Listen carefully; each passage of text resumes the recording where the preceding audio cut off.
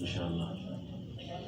جیسا کہ آپ کے علم میں ہے کہ موجودہ ہمارے ملک کے جو دینی ملکی سیاسی حالات چل رہے ہیں وہ کسی سے مخفی نہیں، اور ان حالات میں دینی طبقے کے لیے کتنی بڑی آزمائش، دینی جماعتوں کے لیے کتنی بڑی آزمائش، مساجد اور مدارس کا کتنا گھیرا تنگ کیا جا رہا ہے، یہ بھی آپ سب کو پتہ ہے۔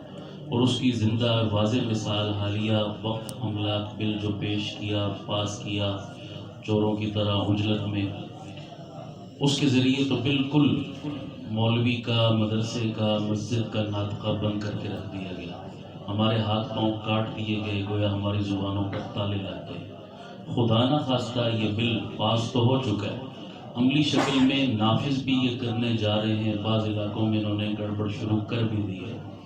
اگر یہ باقاعدہ نافذ کر دیتے ہیں عملی شکل میں تو یوں سمجھیے کہ ہماری مسجدوں مدرسوں کو تالے پڑ گئے اور ہم سب بالکل عضو معطل بن کے رہ جائیں گے۔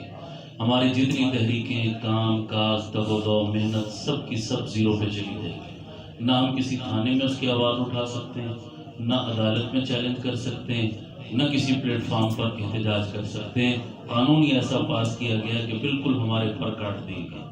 یہ ایک مثال ہے، ایسی کئی مثالیں لی جا سکتی ہیں۔ ان سب چیزوں کو دیکھتے ہوئے یہ سمجھ میں آتا ہے کہ آنے والا وقت ہمارے لیے بڑی آزمائش کا وقت ہے، امتحان کا اور ابتلا کا وقت ہے، دینی طبقوں کے لیے خاص طور پر۔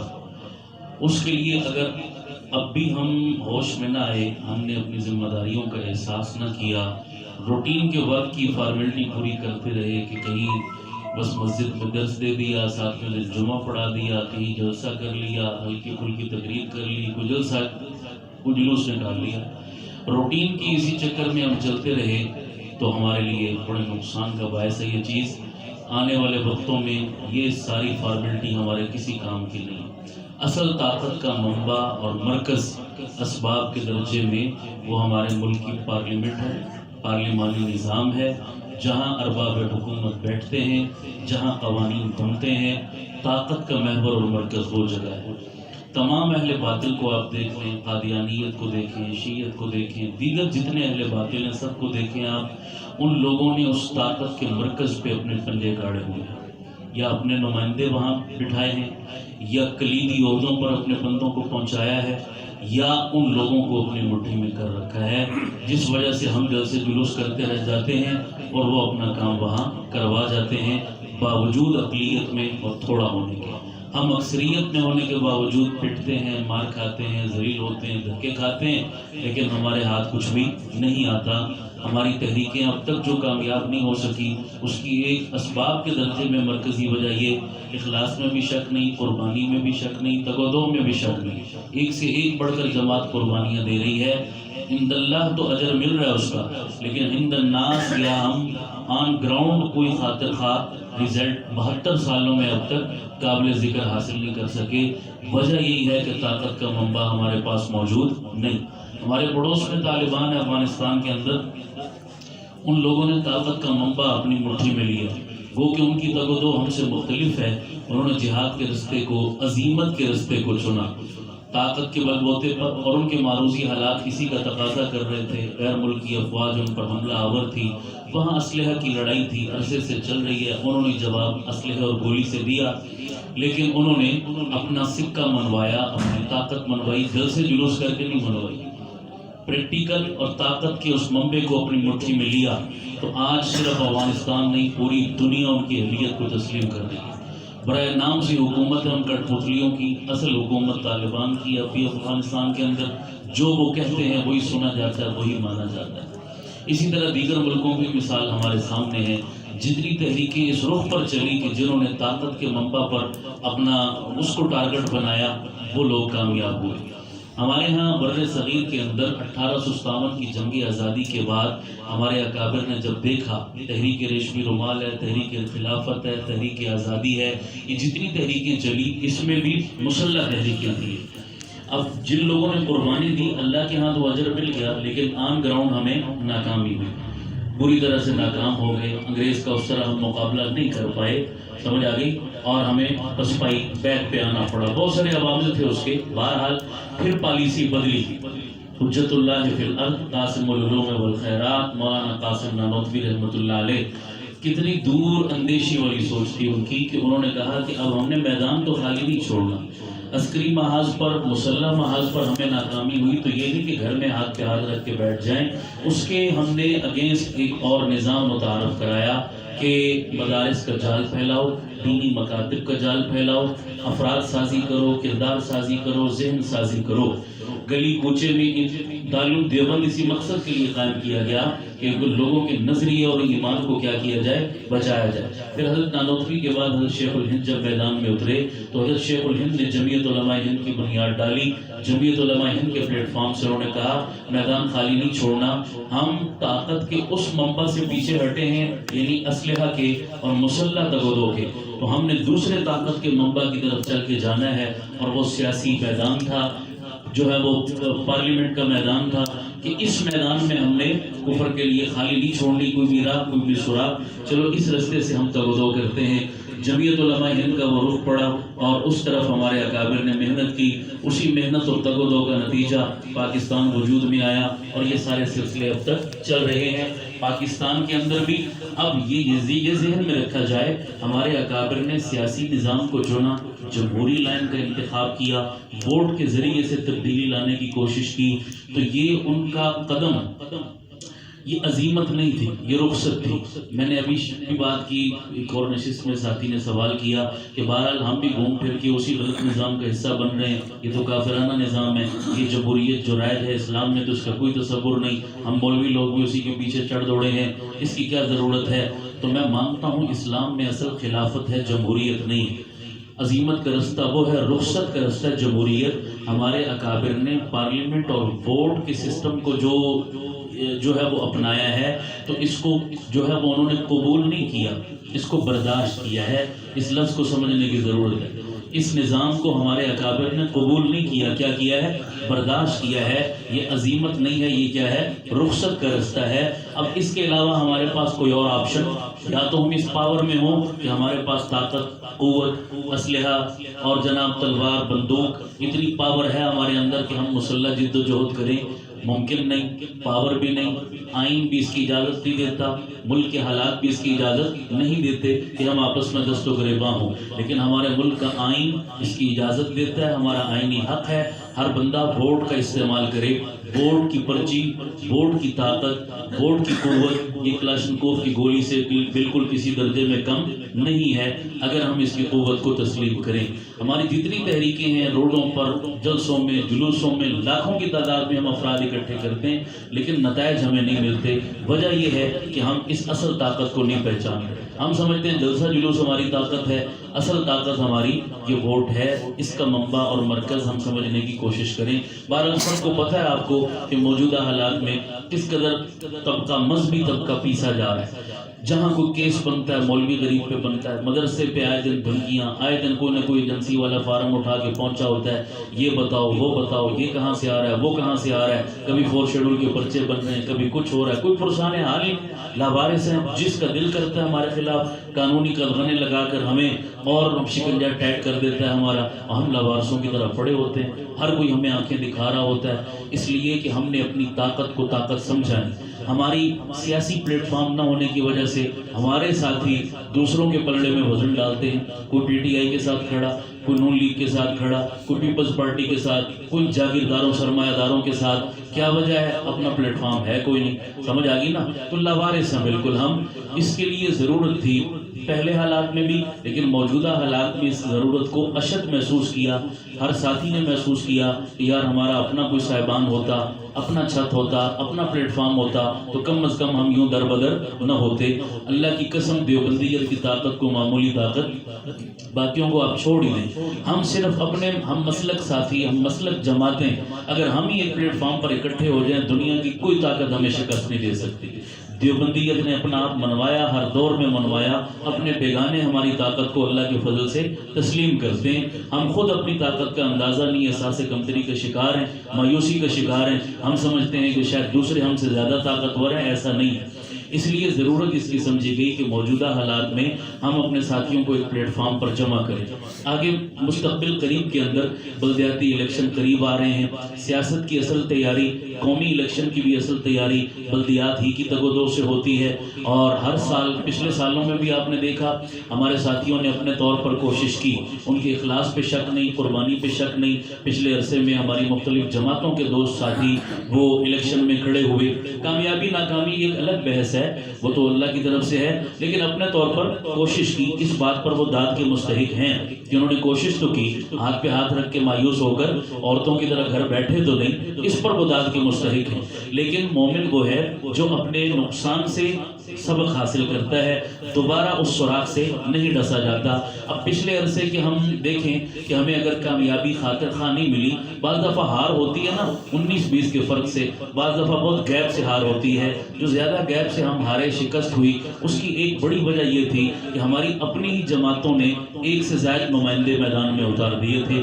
قصور ان کا بھی نہیں تھا. وجہ کیا تھی؟ کوئی مشترکہ پلیٹ فارم ہم نے بنایا ہی نہیں، کوئی ترتیب اناؤنس ہی نہیں کی. تو بیچارے کیا کرتے؟ پھر انہوں نے اپنے طور پر تو کچھ نہ کچھ کرنا تھا، میدان تو خالی نہیں چھوڑنا تھا. تو اصل میں مجموعی طور پر تو ہم سب ذمہ دار ہیں اس کے کہ ہم نے وقت سے پہلے ایسی ترتیب کوئی نہیں بنائی. لیکن وہ پچھلی دفعہ کا اندازہ ہوا کہ کھینچردانی بھی ہوئی، بعض جگہ بدمزگی بھی ہوئی، اونچ نیچ بھی پیش آئی. سمجھ آ گئی. بیچ میں بھی کئی ساتھی سینڈوچ بنے رہے، ایک کوئی ادھر سے کھینچ رہا ہے، دوسرا ادھر سے کھینچ رہا ہے. اب دونوں ہمارے ہیں. سمجھ آ گئی.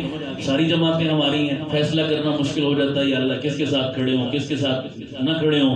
اس طرح کے مسائل رہے کافی سارے. تو اس کے لیے ابھی کچھ عرصے سے ہم ایسی نشستیں کر رہے تھے کہ ساتھیوں میں سیاسی حوالے سے شعور بیدار کیا جائے، ان کو اس موضوع کی اہمیت کا، حساسیت کا جو ہے وہ ادراک کروایا جائے. اور الحمدللہ اس سے پہلے جتنی نشستیں ہماری ہوئی بہت مؤثر رہی، بہت مفید رہی. بہت سارے ساتھیوں نے اچھا رسپانس دیا. عام طبقے کے ساتھی، ہمارے تبلیغی جماعت سے وابستہ دوست، اسی طرح عام ہمارے دنیا دار نمازی، انہوں نے بھی اس کی اہمیت کو تسلیم کیا. ہم نے پورے علاقے میں اب تک جتنا ورک کیا. اسی طرح ہمارے اپنے مسلک کی جماعتیں، سپاہ صحابہ کے ہمارے دوست ہیں، ساتھی ہیں، جمعیت کے ہیں، اور جتنی تنظیمیں ان کے ذمہ دار آج بھی یہاں موجود ہیں. اس کے علاوہ بھی جہاں جہاں رابطے کیے ہم نے اپنے اس ایریے میں، تو سب نے الحمدللہ بہت سراہا اور اس کو اپریشیٹ کیا. بڑا تعاون کی یقین دہانی کرائی. انہوں نے کہا جی بہت اچھی ترتیب ہے، اس حوالے سے ہم سب آپ کے ساتھ ہیں. تو ہمارا بھی حوصلہ بڑھا کہ یار اس کام کو ہمیں آگے بڑھانا چاہیے. پھر اپنے بڑوں سے مشورہ کیا، اکابر سے مشورہ کیا، خصوصاً حضرت مولانا قاضی عبدالرشید صاحب سے، دیگر بزرگوں سے بھی مشورہ کیا. جی یہ ترتیب ہے، ساتھیوں کی یہ جذبات ہیں، وہ چاہتے ہیں کہ ہمارا کوئی مشترکہ پلیٹ فارم بنے. تو الحمدللہ انہوں نے بھی کہا ہمارے دل کی یہی آواز ہے، ہم بھی یہی چاہتے ہیں. عرصے سے اسی کے لیے فکر مند ہیں کہ ہمارے سارے ساتھی ایک پلیٹ فارم پر مشترکہ جد و جہد کریں. تو اللہ پر پورا یقین ہے کہ ہم ضرور نچلے لیول کی سیٹیں نکال سکتے ہیں. سمجھ آ گئی. اور یہ نچلے لیول کی تیاری انشاءاللہ آئندہ ہمیں بڑے الیکشن میں ضرور کام آئے. ماڑے ماڑے بندے جن کی کوئی اوقات نہیں ہوتی، کوئی پہچان نہیں ہوتی، کوئی فیملی بیک گراؤنڈ نہیں ہوتا، باہر سے آ کر یہاں آباد ہوئے. سمجھ آ گئی. اور وہ ہیلوں بہانوں سے جناب اپنی سیٹیں نکال لیتے ہیں. کوئی ناظم بن گیا، کوئی کونسلر بن گیا، کوئی چیئرمین بن گیا، جن کو نہ 3 میں کوئی جانتا ہے نہ 13 میں جانتا ہے. تو الحمدللہ ہماری تو مسلکی پہچان ہے. ہر ایک عالم اپنے اپنے حلقے میں، محلے میں، مسجد میں اپنا ایک بیک گراؤنڈ رکھتا ہے. ماڑے ماڑے بندے جن کو کوئی منہ نہیں لگاتا، 10 ووٹوں کی بنیاد پر اپنا ایک وزن بنائے بیٹھے ہوتے ہیں. تو ہم اتنے گئے گزرے تو نہیں ہیں کہ ایک مسجد میں 10 سال، 20 سال، 40 سال سے خدمات سر انجام دے رہے ہیں. تو ہمارے کہنے پہ 10 بندے ہمیں ووٹ نہیں دیں گے، 20 بندے ہمارے ساتھ کھڑے نہیں ہوں گے. ضرورت صرف اس کی ہے کہ ہم تھوڑا سا ان کا ذہن بنائیں، اس حوالے سے ان موضوعات کو بھی بیان کریں. ہم اپنے ممبر و محراب سے حضور کی سیرت کو بیان کرتے ہیں، آپ کی ادائیں، آپ کا حسن و جمال، آپ کا کردار، آپ کی نماز روزہ، آپ کی اخلاق، آپ کی تعلیم، ہر چیز ہمارے ممبر سے بیان ہوتی ہے. حضور کی سیاست کیوں نہیں بیان ہوتی؟ کیا ہمارے نبی نے سیاست نہیں کی؟ صحابہ نے سیاست نہیں کی؟ ہمارے اکابر نے سیاست نہیں کی؟ سیاست تو اسلام کا حصہ ہے. اسلام سے پڑھ کر کون سیاست بتاتا ہے؟ یہ موضوع بیان ہی کبھی نہیں ہوا تو لوگوں کا کیا قصور ہے؟ اب جہاں علماء کے مجمع میں میں نے کتنی جگہوں پر یہ موضوع بیان کیا، بعد میں مجھے علماء کہنے لگے کہ ہم نے تو زندگی میں پہلی بار سنی یہ باتیں. اب ہمارے علماء کو نہیں پتا تو عوام کیسے قائل ہوگی؟ لوگ اللہ کی قسم آج بھی ساتھ دیتے ہیں. شرط یہ ہے کہ ان کو صحیح معنوں میں بریف کیا جائے، اس کی اہمیت بتائی جائے. ووٹ کی پرچی کی اہمیت کیا ہے، ووٹ کی شرعی حیثیت کیا ہے. سمجھ آ گئی نا. یہ لوگوں کو سمجھائیں, لوگ آج بھی ووٹ, میں خود ذاتی تجربہ ہے, میں نے کتنے پچھلے الیکشنوں میں بھی میں نے کئی جمعوں میں ووٹ کی شرعی حیثیت کو بیان کیا. صرف مجھے کتنے اپنے ساتھی پکے نمازی تبلیغی آ کر کہنے لگے جی زندگی میں کبھی ووٹ نہیں دیا تھا, یہ پہلی دفعہ آپ کا بیان سونا, اس دفعہ ووٹ دیں گے. آپ بتائیں, جس کو آپ کہیں گے ہم اس کو ووٹ دیں گے. آج تک بال سفید ہو گئے, کبھی ووٹ نہیں دیا, ہم جس کو ضروری سمجھتے ہی تھے. آج آپ نے بتایا تو ہمیں پتا چلا لوگوں کا قصور نہیں ہے, قصور ہمارا اپنی کوتاہی ہے. ہم لوگ تنہا چھوڑ دیتے ہیں, پھر روتے بھی رہتے ہیں, ہمارا کوئی ساتھ نہیں دیتا. کیسے ساتھ دیں؟ پھر الیکشن کا موسم آتا ہے جب, تو الیکشن سے پہلے ہم مہینہ پہلے جناب رومال موڑے پہ رکھ کے چل پڑتے جی اب الیکشن کے لیے ہم نے یہ کرنا ہے وہ کرنا ہے. تو مہینہ پہلے تو کچھ نہیں ہوتا. جن لوگوں نے الیکشن لڑنا ہے وہ سالوں پہلے تیاری کرتے ہیں, پلاننگ کرتے ہیں, آپس کی مشاورت کرتے ہیں, ٹیم مضبوط کرتے ہیں. بڑا خاصا تگڑا کام ہے یہ, کوئی معمولی کام نہیں ہے. اور اس دور کا اہم ترین محاذ ہے, اہم ترین اللہ کے دین کی خدمت ہے. اس سے بڑی میں سمجھتا ہوں اس دور میں کوئی خدمت نہیں ہے. سمجھ آ گئی نا. باقی جزوی شعبے ہیں سارے جو دین کے ہم کام کر رہے ہیں, مجھے ان کی اہمیت سے انکار نہیں, لیکن یہ اہم ترین شعبہ ہے, اہم ترین محاذ ہے یہ, جس کو اگر ہم سنبھالیں, اس کی اہمیت کا ادراک کریں تو اللہ کی قسم یہ اللہ کے دین کی بہت بڑی خدمت ہوگی. اللہ اگر ہم سے اور آپ سے کام لے لے تو ہمارے لیے سعادت کی بات ہوگی. تو اس کی اہمیت کو بھی آپ سمجھتے ہیں. ہم نے ساتھیوں میں بات کی, حوصلہ بڑھا تو ہم نے قدم آگے بڑھایا. اکابر سے بات کی, انہوں نے تائید کی, مکمل سرپرستی اور دعاؤں کی اتنی دہانی کروائی تو حوصلہ اور بڑھا, آگے بڑھے تھوڑا سا اور. اب ہم نے اس کے لیے پلان یہ کیا, ہم نے کہا بھائی اس دفعہ بلدیاتی الیکشن کا باقاعدہ اعلان تو نہیں ہوا ابھی, لیکن توقع ہے, متوقع ہے کہ شاید آگے مستقبل قریب میں کوئی باقاعدہ اس کا اعلان بھی ہو جائے الیکشن کی تاریخ کا یا مہینے کا. تو اس سے پہلے ہمیں جتنا موقع مل رہا ہے ہمارے لیے غنیمت ہے, ہم اس کا ورک کریں. ہم نے انتخاب کیا صرف ایک صوبائی اسمبلی کے ممبر اسمبلی کا, جتنا حلقہ ہے نا ہمارا, اس کا ہی صرف ہم نے انتخاب کیا. ابھی زیادہ آگے نہیں بڑھے کیونکہ قومی کا حلقہ وہ بڑا حلقہ ہوتا ہے. تو ہم ابھی ابتدا ہے, زیادہ لمبا پاؤں نہیں پھیلا رہے کہ پھر اس کو کور کرنا مشکل نہ ہو جائے ہمارے لیے. تو ایک صوبائی ممبر کا حلقہ جتنا بنتا ہے وہ اپنے اس ایریے کو ہم نے سلیکٹ کیا. اس میں تقریباً اڈیالہ روڈ, ڈیری حسن آباد کا تقریباً علاقہ, بکرم منڈی روڈ, ٹینچ کا علاقہ, اور مسریال روڈ, گرجا روڈ, چاکرا کا ایریا, تقریباً یہ ہمارا ایریا بن رہا ہے. سمجھ آ گئی. کچھ دائیں بائیں کے علاقے ہمارے اس صوبائی کے حلقے سے باہر کے بھی شامل ہو جاتے ہیں تو کوئی برائی نہیں ہے, کوئی حرج نہیں ہے. کل کینٹ میں اگر وہ حلقے آتے ہیں تو کینٹ کے الیکشن میں یہ تیاری ہمیں کام آئے گی. یہ آواز جو ہم لگائیں گے وہاں ذہن سازی کریں گے تو کوئی مسئلہ نہیں. دائیں بائیں کے ساتھی بھی اگر ساتھ جڑ جاتے ہیں تو فائدہ ہے. بہرحال اتنے ایریے کو ہم نے فوکس کیا. تو ہم نے کہا بھائی ہر محلے میں ایک امام کی بڑی ویلیو ہے, اس کے پیچھے ہر طبقے کا بندہ آ کر کھڑا ہوتا ہے. ایک ایم ایل اے کے ساتھ شاید اتنا ملاقات لوگ نہیں کرتے جتنا روزانہ ایک مسجد کے امام کا نمازیوں سے واسطہ پڑتا ہے, رابطہ رہتا ہے. 200 400 500 نمازی ایک ایک نماز میں مسجد میں عموماً ہوتے ہیں. وہ الگ بات ہے کہ ہماری کوتاہی, ہماری پبلک ڈیلنگ بڑی کمزور ہے, لوگوں سے ہم واسطہ رابطہ نہیں رکھتے. رابطہ رکھیں تو میرے خیال میں جتنی ڈیلنگ ہماری عوام سے ہے, عوامی طبقات سے ہے, کسی کی نہیں. پھر سب سے بڑی طاقت ممبر کی طاقت. میں مانتا ہوں سوشل میڈیا فلاں فلاں فلاں طاقت, لیکن ممبر کی طاقت اصل طاقت. کیوں؟ سوشل میڈیا ہے ذریعہ لیکن لوگوں کو اس پر اعتماد نہیں ہے. لوگ کہتے ہیں جھوٹ ہے, فراڈ ہے, 2 نمبری ہے, ہیرا پھیری, اور ہے بھی. لیکن ممبر سے جو آواز اٹھتی ہے لوگوں کو اس آواز پر کیا ہوتا ہے؟ اعتماد ہوتا ہے. اس سے ایک عقیدت وابستہ ہوتی ہے ممبر کی آواز سے. تو سوشل میڈیا سے زیادہ طاقت ہمارے پاس کس کی ہے؟ ممبر کی طاقت, محراب کی طاقت. تو وہاں سے جو آواز ہم لگائیں گے یقیناً ہمارے نمازی متعلقین اس آواز پر اعتماد کرتے ہیں, لبیک کہتے ہیں, ساتھ دیتے ہیں.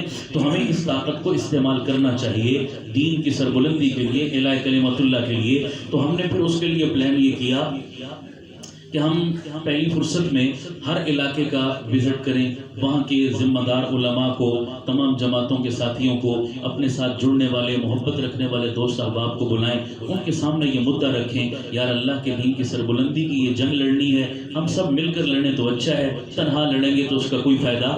بڑی بڑی سیاسی پارٹیاں ہیں وہ بھی تنہا چلنے کی پوزیشن میں نہیں. ہر جماعت کسی نہ کسی دوسری جماعت سے ہیلو ہائی کرتی ہے, سلام کرتی ہے, اس سے ہینڈ شیک کرتی ہے, مل کر چلتے ہیں. ہیں تو ہم تو ہیں ہی نئے، ہم کیسے تنہا پرواز کر سکتے ہیں؟ کسی جماعت کو یہ دعویٰ نہیں کہ ہم اکیلے چل سکتے ہیں، ہم نے کسی نہ کسی سے ہاتھ ملانا ہے۔ تو اچھا ہے نا بھائی، بجائے کسی غیر سے ہاتھ ملانے کے اپنوں سے ملا لو۔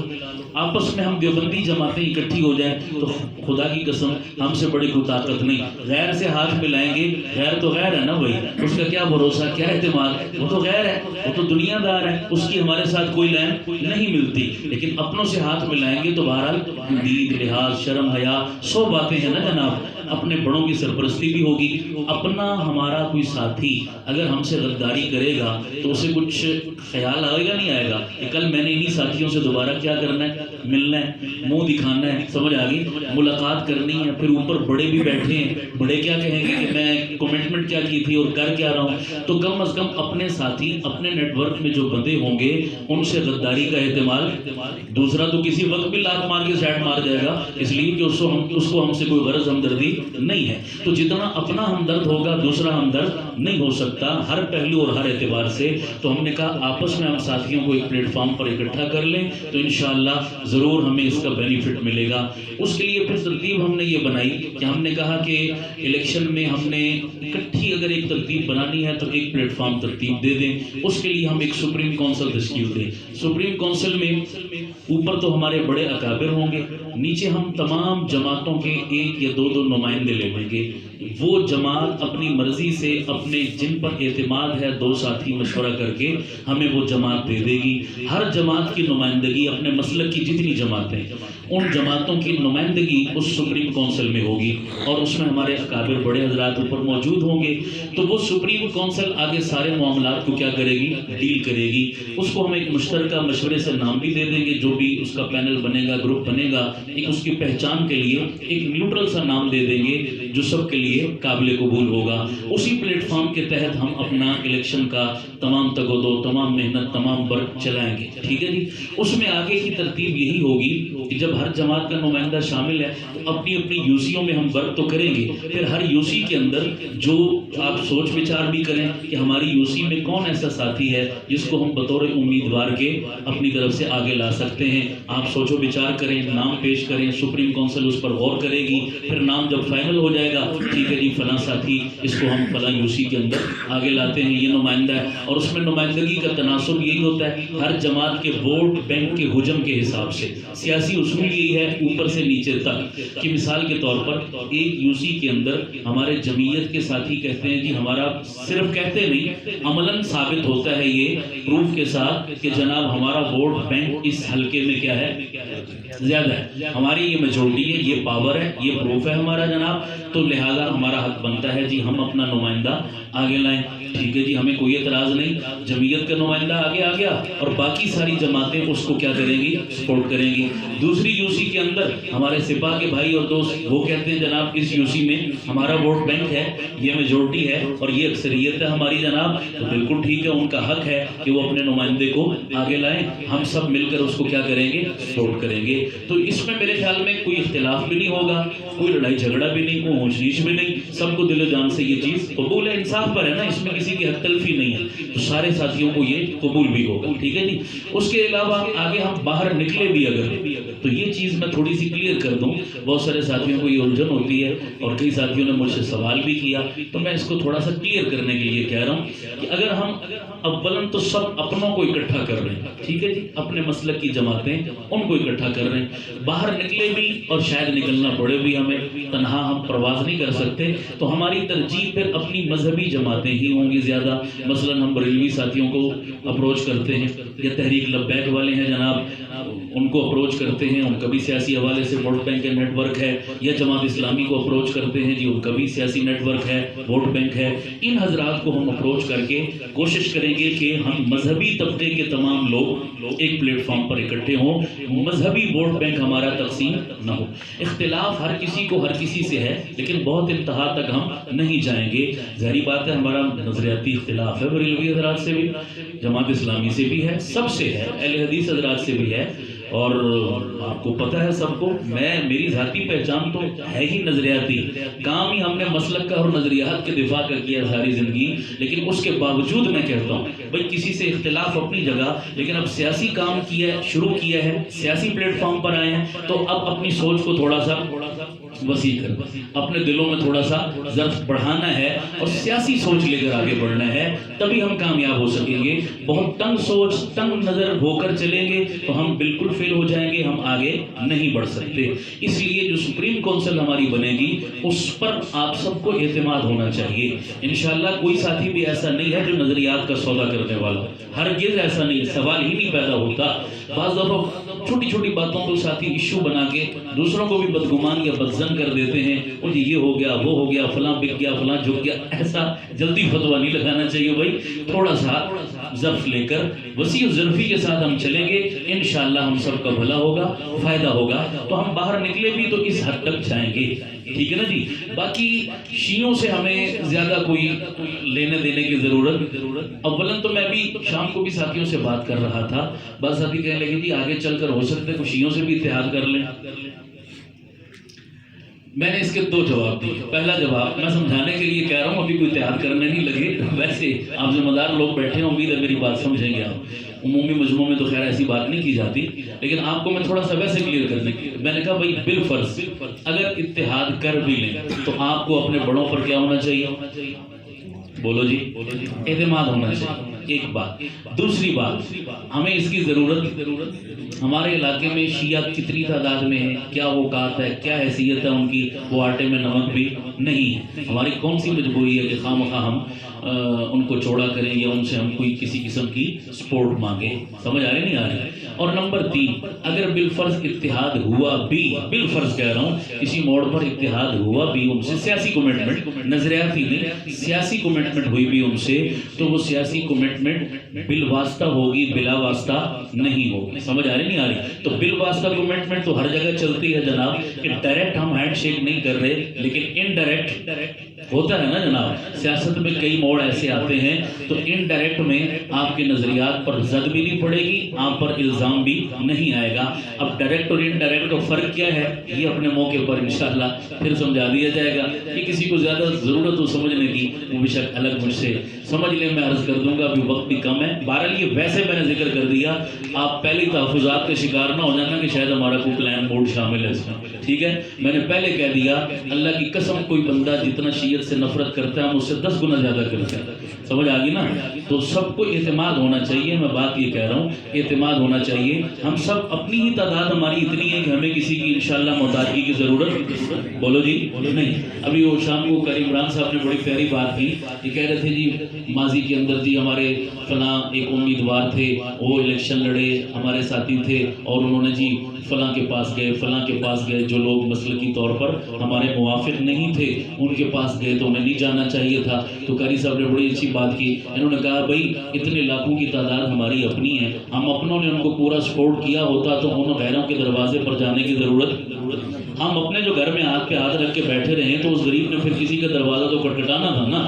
تو ہماری اپنی تعداد کم نہیں ہے، مسئلہ یہ ہے کہ ہم اپنے نکلتے نہیں اور دوسرے کے پاس جانے کی اجازت بھی کسی کو نہیں دیتے۔ تو دوسرے کے پاس جانے کا موقع کون دے رہا ہے؟ ہم خود دے رہے ہیں نا، ہم موقع ہی نہیں دے، ہم کہیں جناب ہم آپ کے کندھے سے کندھا ملا کے کھڑے ہیں، ہم دیں گے ووٹ، ہم چلائیں گے آپ کی کمپین، جو بھی امیدوار ہے جس جماعت کا بھی ہے، جناب ہم کھڑے ہیں، آپ کو ضرورت ہی نہیں، تو اس کو کس کتے نے کاٹا کہ وہ خواہ مخواہ کسی اہل غیرے کے پاس جائے گا؟ اس کے لیے کوئی بھی نہیں جاتا اس کے لیے۔ اس لیے ہم اپنے آپ کو منظم کریں، مضبوط کریں، انشاءاللہ تو ضرور ہمیں کامیابی ملے گی۔ تو اس کا طریقہ کار یہ ہے جو میں نے تھوڑا سا عرض کیا کہ سپریم کونسل بنے گی، اس کے تحت پھر باہمی مشاورت سے ہر جماعت کو اعتماد میں لے کر مشترکہ سب کی مرضی کے ساتھ چلیں گے۔ لیکن ایک بات ضرور ہوتی ہے، ظاہری بات ہے لاکھوں ہزاروں لوگ اگر ہم سے جڑتے ہیں تو ہر بندے کی رائے پر عمل ممکن، عمل تو کسی ایک کا رائے پر ہوگا نا، مشورہ اپنے سب دے دیتے ہیں، مشورہ حقیقت مشورے کے آداب بھی ہیں، مشورہ دے دو، سمجھ آ رہی، لیکن پھر اس کے نفاذ پر اصرار کہ جو میں نے کہا وہی نافذ ہو، ایسا نہیں۔ پھر امیر مشورہ جو ہوگا، ذمہ دار جو ہوگا، اس پر چھوڑ دو، دعا مانگو یا اللہ جو بہتر ہے وہ امیر کے دل میں ڈال دے، جس میں ہمارے لیے نفع ہو۔ پھر جو فیصلہ ہو جائے، فیصلہ میری رائے کے خلاف بھی اگر ہوا ہے تو مجھے اس کو کیا کرنا چاہیے؟ یہ نہیں کہنا چاہیے چونکہ میں نے یہ رائے دی تھی آپ نے نہیں مانی، تو بھئی پھر سب کی رائے پر تو عمل ممکن ہی نہیں ہے۔ کیسے ممکن ہے؟ ہر بندہ ہی پھر بگڑ کے ناراض ہو کے بیٹھ جائے گا۔ تو مشورے کے آداب یہی، ہم نے ایک سپریم کونسل بنائی ہے، وہ مجلس شورا ہے نا ایک طرح کی، ہمارے نمائندے اس میں موجود ہیں، اب وہ باہمی مشورہ کریں گے تو انشاءاللہ وہ ٹھیک فیصلہ کریں گے۔ ایسا نہیں ہے کہ ہم نے جن پر اعتماد کیا وہ ہم سے غداری کر رہے ہوں اور ہمارے نظریات کا سودا کر رہے ہوں، ایسا نہیں ہے بالکل۔ تو انشاءاللہ امید کرتا ہوں اس ظرف کے ساتھ، جذبے کے ساتھ ہم چلیں گے تو ہمیں ضرور اس کا بینیفٹ ملے گا۔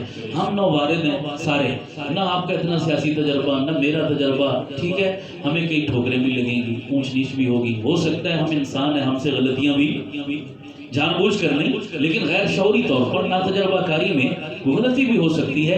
ہمیں ایک دوسرے کو کیا کرنا ہوگا؟ برداشت کرنا ہوگا، درگزر کرنا ہوگا، ناراض نہیں کرنا۔ بڑے مشن، بڑے کام کے لوگ جو ہوتے ہیں نا، چھوٹی چھوٹی باتوں کو نظر انداز کیا کرتے ہیں، برداشت کیا کرتے ہیں۔ سیاسی لوگ وہی کامیاب ہیں جن میں برداشت کا مادہ۔ حضرت امیر معاویہ امت مسلمہ کے سب سے بڑے سیاستدان جرنیل، ایک بڑی پیاری بات ہے، امت مسلمہ کے سب سے بڑے کامیاب سیاستدان جرنیل ہیں حضرت امیر معاویہ، تمام صحابہ کی جماعت میں۔ آدھی دنیا پر حکومت کی ہے نا انہوں نے، آدھی دنیا پر، منہ سے کہنا آسان ہے جناب، اور ایک دو دن نے کتنا عرصہ کیا؟ 19-20 سال تک حکومت کی۔ اور آپ ان کے حالات پڑھیں، لکھا ہے جناب 19-20 سال تک آدھی دنیا میں حضرت امیر معاویہ کے دور حکومت میں اپوزیشن کوئی نہیں تھی، اپوزیشن نہیں تھی، احتجاج نہیں تھا، حکومت کے خلاف سٹرائک نہیں تھا۔ کسی نے پوچھا حضرت امیر معاویہ سے جناب کون سی گیدڑ سے کی ہے آپ کے پاس؟ لوگ ایک چھوٹے سے محلے کے امیدوار ہوتے ہیں، 10 بندے مخالف کھڑے ہو جاتے ہیں، یہ کیا کمال ہے آپ کے پاس؟ دو چیزیں کمال تھی، ایک حضور کی دعا تھی اور حضور کی پیشن گوئی بھی تھی حضرت امیر معاویہ کے حق میں۔ وہ کیا تھی؟ احلم من امتی، میری امت کا سب سے بڑا حوصلے والا بندہ یہ ہے۔ اس حوصلے نے امیر معاویہ کو کامیاب سیاستدان بنایا تھا۔ جس بندے میں حوصلہ نہیں، جس کا ظرف وسیع نہیں، جو چھوٹی چھوٹی باتوں کو کاؤنٹ کرتا ہے اور کھینچا تانی شروع کر دیتا ہے، بخدا اسے سیاست میں آنے کا کوئی حق نہیں۔ وہ خود بھی خراب ہوتا ہے اور باقی ساتھیوں کو بھی کیا کر دیتا ہے؟ خراب کر دیتا ہے۔ حضرت امیر معاویہ مثال ہے ہمارے سامنے، آگے دنیا پر وہ بندہ یوں نہیں چھایا۔ اور دوسرا کیا تھا؟ حضرت امیر معاویہ سے پوچھا گیا، انہوں نے فرمایا کہ میرے اور عوام کے درمیان یہ جو رشتہ ہے نا،